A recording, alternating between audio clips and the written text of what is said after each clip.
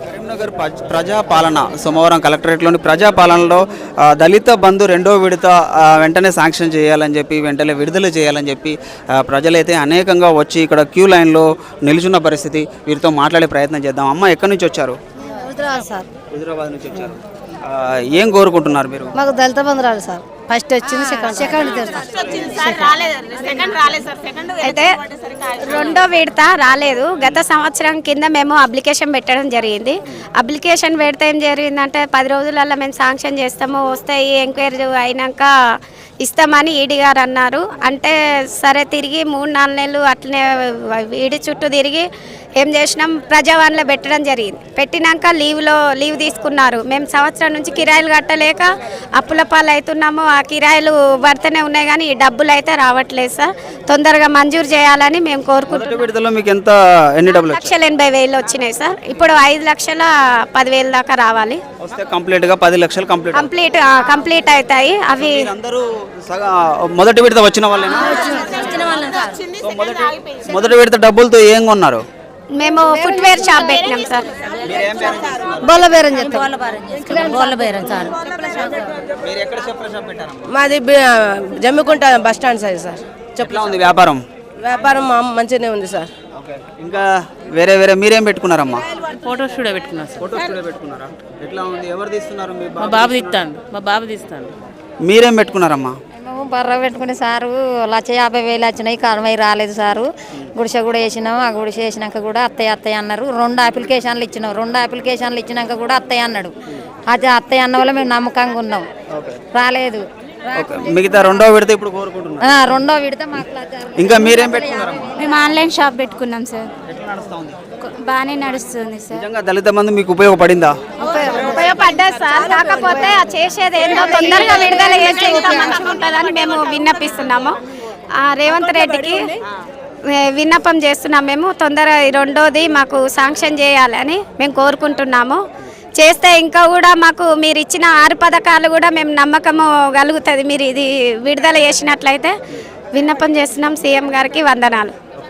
Second విడత మేము బర్రెలు పెట్టుకున్నాం సార్. బర్రెలు హర్యానా పోయి తెచ్చుకుంటే ఆ బర్రెలు వాతావరణం పడక చనిపోయింది సార్. ఒక బర్రె ఇన్సూరెన్స్ వస్తానన్నారు, అట్లా రాలే సార్.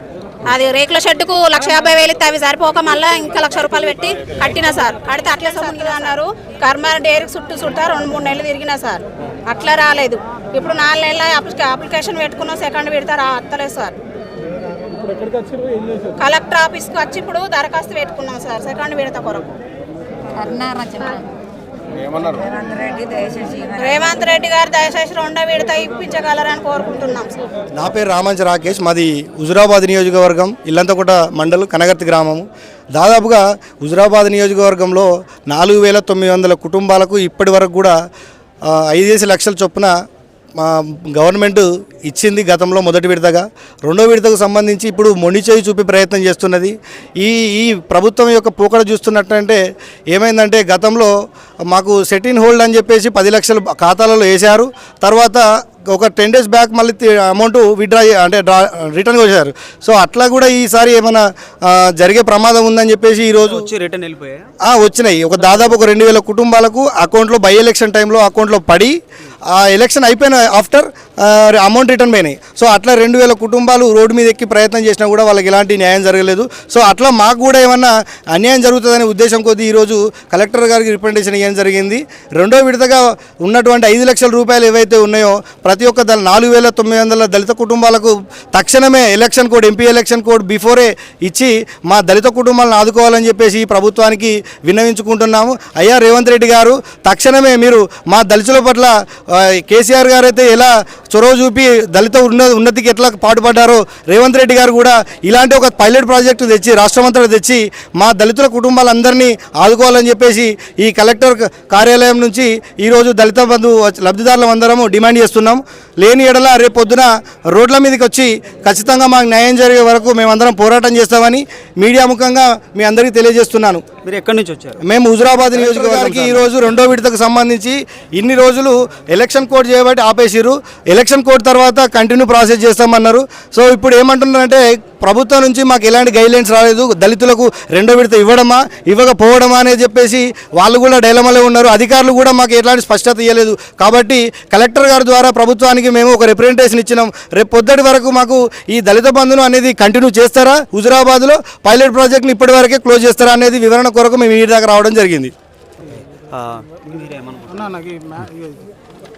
అన్న, నా పేరు కొలుగూరు రమేష్, వినువంక మండలం కొండపాక గ్రామం.